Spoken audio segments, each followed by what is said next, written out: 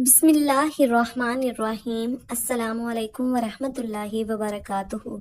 औरतें एतकाफ़ कैसे करें, औरत के लिए एतकाफ़ करने का क्या तरीका है, नियत कैसे करेगी, औरत किस जगह पर एतकाफ़ करे, औरत के लिए एतकाफ़ की हालत में कौन से काम करना जायज़ है, मसलन औरत एतकाफ़ की हालत में घर के काम काज कर सकती है या नहीं, औरत एतकाफ़ के हालत में खाना वगैरह बना सकती है या नहीं, औरत एतकाफ़ की हालत में अपने शौहर से बातचीत कर सकती है या नहीं, औरत एतकाफ़ की हालत में बिस्तर या चारपाई पर सो सकती है या नहीं, औरत एतकाफ़ की हालत में कौन सी इबादतें और कौन से अमाल करे, किन चीज़ों के करने से एतकाफ़ टूट जाता है।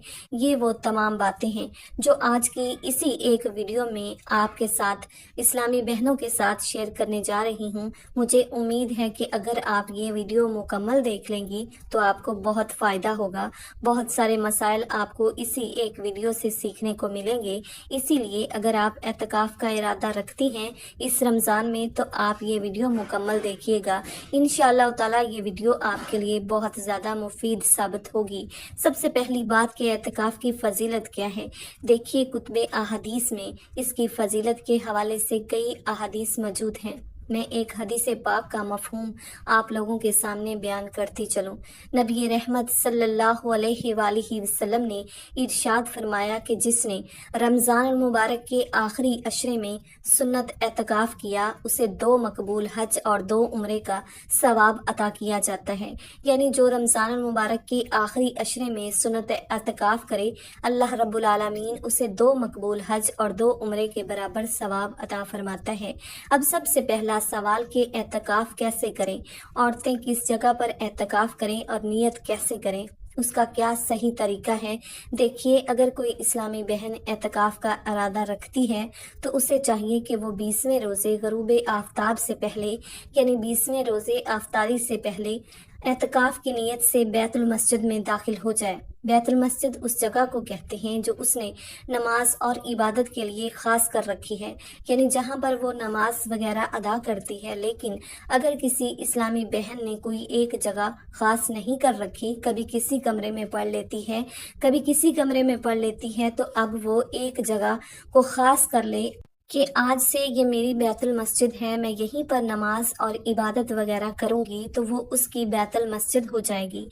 और 20वें रोज़े अफ्तारी से पहले एतकाफ़ की नीयत से वो वहाँ पर बैठ जाए। अब नीयत क्या है? नीयत दरअसल दिल का पुख्ता इरादा है। इतना इरादा कर ले कि मैं रमज़ान मुबारक के आखिरी अशरे में सुन्नत एतकाफ़ कर रही हूँ, बस इतना काफ़ी है। या फिर सुन्नत एतकाफ़ ये कह ले नीयत करने के बाद वो ग़ुरूब आफ्ताब से पहले। ऐसा नहीं कि अफ्तारी करके फिर उसमें जाकर बैठेगी, ऐसा करने से एतकाफ़ नहीं होगा। ग़ुरूब आफ्ताब से पहले वो एतकाफ़ की नीयत करके बैतुल मस्जिद में दाखिल हो जाए, अफ्तारी वहीं पर बैठकर करेगी। अब वो हर उस चीज़ से बचे कि जिससे एतकाफ़ टूट जाता है। जिन कामों से शरीयत ने मना किया है उन चीज़ों से बचना है, यानी बगैर किसी शरई उज़र के अगर वो अपनी बैतुल मस्जिद से एक लम्हे के लिए भी बाहर आई, चाहे भूल कर ही क्यों ना आई हो, उसका एतकाफ़ जाता रहेगा। तो इस चीज़ का ख़ास ख्याल रखना चाहिए कि बगैर किसी शरई उज़र के उस जगह से बाहर ना निकले। शरई उज़र यानी वाशरूम जाना, गुस्ल की ज़रूरत है, वुज़ू करने जाना है, तो ये शरई उज़र हैं, इसके लिए वो बाहर निकल सकती है। लेकिन इसके अलावा बगैर किसी शरई उज़र के, यानी ऐसा नहीं कि वो घर वालों के साथ सहरो अफ्तार करे और दूसरे कमरे में जा रही हो, बिस्तर पर जा रही है, तो उस तरह इनका एतकाफ़ जो है वो टूट जाएगा।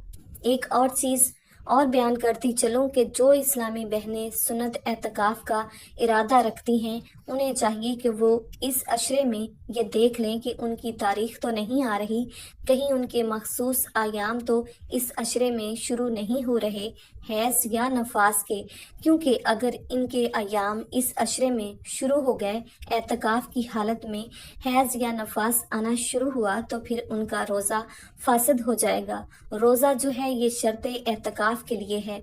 रोज़ा टूट गया तो एतकाफ भी जाता रहेगा, एतकाफ भी फासिद हो जाएगा। इसलिए जो इस्लामी बहनें एतकाफ कर रही हैं उन्हें ये चीज़ देख लेनी चाहिए, सोच लेनी चाहिए कि वो इस अशरे में इनकी तारीख तो नहीं आ रही। अगर तारीख आ रही है तो फिर वो एतकाफ ना करें, अगर नहीं आ रही तो फिर वो एतकाफ ज़रूर करें ताकि उनका एतकाफ जो है वो मुकम्मल हो सके।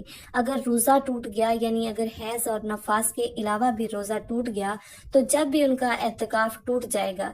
इसीलिए हर उस चीज़ से बचना है कि जिससे रोज़ा फासिद हो जाता है।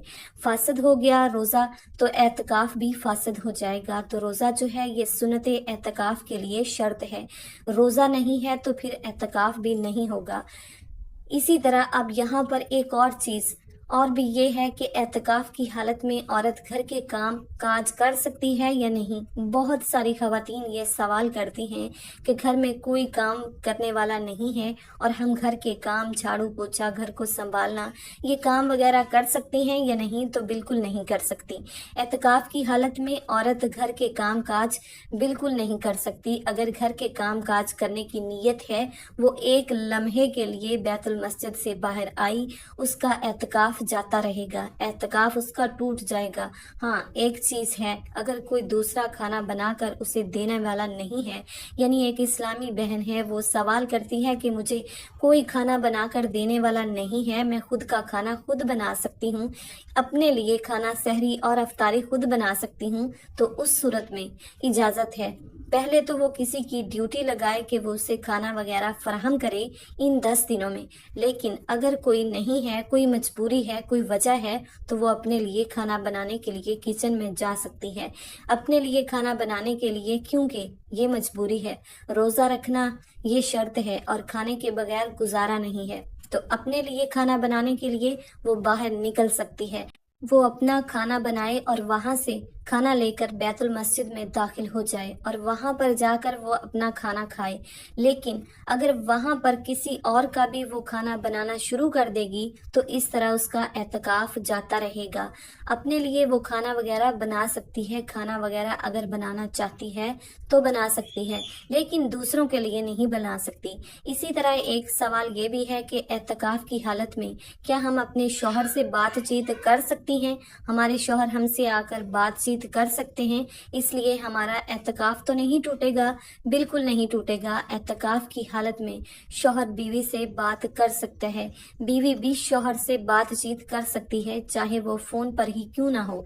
जिस तरह बहुत सी इस्लामी बहनें बताती हैं कि मेरा शौहर बैरून मुल्क है, उससे फ़ोन पर बातचीत कर सकती हूँ, बिल्कुल कर सकती है। ज़रूरत की बात आप करें, फजूल बातें ना करें, यानी घंटों आप फ़ोन पर लगी रहें, तो ये उसके लिए रूहानियत जाती रहेगी। तो एतकाफ का जो मकसद है वो ख़त्म हो जाएगा। मकसद है इन 10 दिनों में दुनिया से कट जाना और अल्लाह की चौखट पर अपना माथा टेक कर अल्लाह के सामने गिड़गिड़ा कर अपने गुनाहों की बख्शिश तलब करना।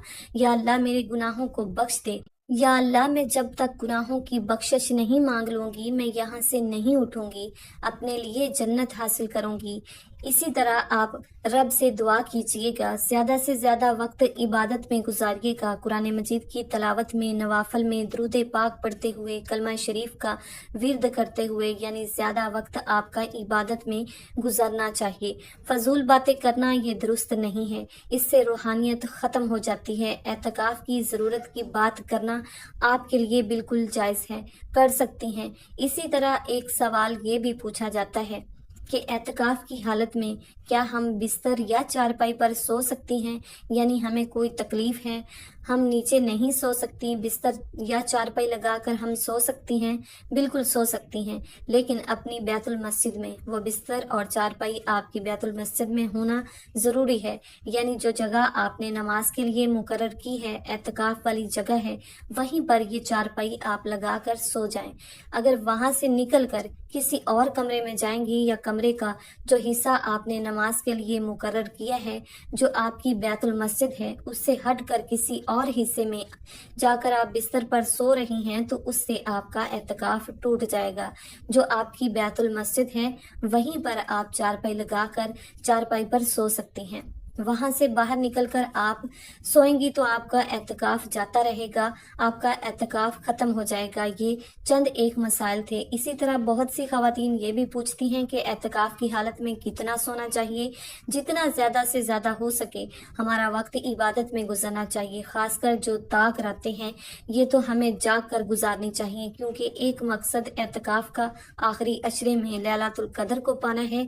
आखिरी अशरे की ताक रातें यानी 21 की रात हो गई, 23 की रात हो गई, 25 की रात हो गई, 27वीं की रात हो गई, 29 की रात हो गई। ये 5 रातें जो हैं ये हमें जाग कर इबादत में गुजार कर लैलातुल कदर को पाने की कोशिश करनी है और दुआ करनी है कि ए अल्लाह हमें लैलातुल कदर अता फरमा। मुझे उम्मीद है कि आपको मेरी बातें समझ में आ गई होंगी। इसके अलावा भी अगर आपके जहन में कोई सवाल है तो आप कमेंट कर दें, आपके सवाल का आपको ज़रूर जवाब दूंगी। मुझे उम्मीद है कि इस वीडियो से आपको बहुत कुछ सीखने को मिला होगा। अगर कुछ सीखने को मिला है तो कमेंट करके ज़रूर बताइएगा। मुझे अपनी ख़ास दुआओं में याद रखिएगा। वीडियो को शेयर और लाइक करना बिल्कुल ना भूलिएगा। अल्लाह हाफिज़।